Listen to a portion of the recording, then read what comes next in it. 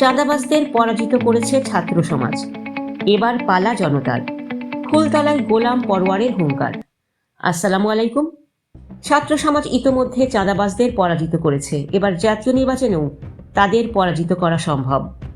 আজ খুলনার ফুলতলায় নির্বাচনী গণসংযোগ ও উঠোন বৈঠককালে ঠিক এভাবেই ভোটারদের উজ্জীবিত করলেন জামায়াত ইসলামের সেক্রেটারি জেনারেল মিয়া গোলাম পরোয়ার।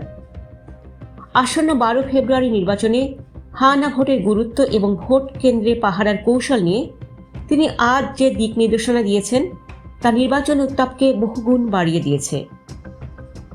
ঠিক কী কৌশলে ভোট ডাকাতি রুখতে চায় জামায়াত, বিস্তারিত থাকছে প্রতিবেদনে। মিয়া গোলাম পরোয়ার আজ তার বক্তব্যে ছাত্র সমাজের অদম্য শক্তির কথা স্মরণ করিয়ে দেন।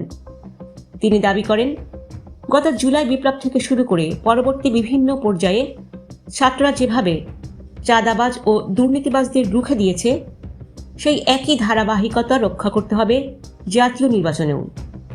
ভোটারদের উদ্দেশ্যে তিনি বলেন, রাষ্ট্র সংস্কার ও দুর্নীতির বিরুদ্ধে অবস্থান নিতে হলে আপনাদের হাতে ভোট দিতে হবে। যারা না ভোটের কথা বলছে তারা মূলত চাঁদাবাজির বর্তমান ব্যবস্থাই টিকিয়ে রাখতে চায়। নির্বাচনী স্বচ্ছতা নিশ্চিত করতে গোলাম পরোয়ার এক নতুন দাওয়াই দিয়েছেন।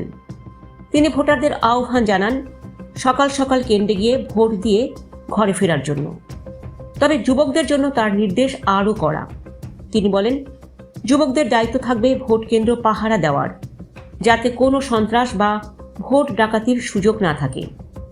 নৈতিকতা ও চরিত্রবান নেতৃত্ব বেছে নিতে দলমতের ঊর্ধ্বে ওঠার আহ্বান জানান তিনি। দীর্ঘদিন ক্ষমতার বাইরে থাকা জামায়াতের পক্ষ থেকে তিনি এক চ্যালেঞ্জ ছুড়ে দিয়ে বলেন, ধানের শীষ, নৌকা কিংবা লাঙল যদি রাষ্ট্র চালাতে পারে, তবে ইনসাফ কায়েমের জন্য দাঁড়িপাল্লাও পারবে।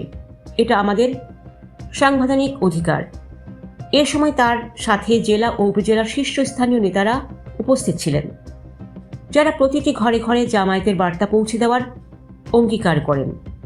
মিয়া গোলাম পরোয়ারের এই ভোট কেন্দ্র পাহারা দেওয়ার ডাক কি নির্বাচনী পরিবেশকে আরও টানটান করে তুলবে? ছাত্র সমাজের মতো সাধারণ মানুষও কি পারবে চাঁদাবাজের পরাজিত করতে?